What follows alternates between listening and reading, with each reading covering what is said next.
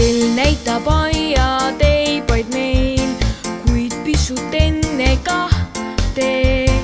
Me isa istus akna peal ja luges ajalehte.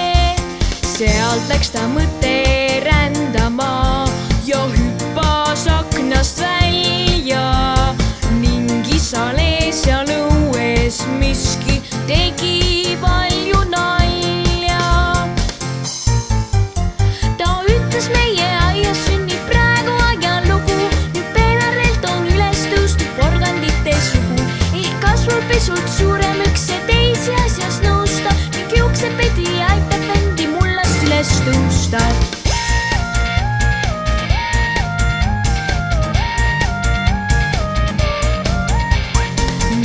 Ema ehmatusest pidi käsi kokku lööma, kui porgandaia peenral asus suguvendi sööma.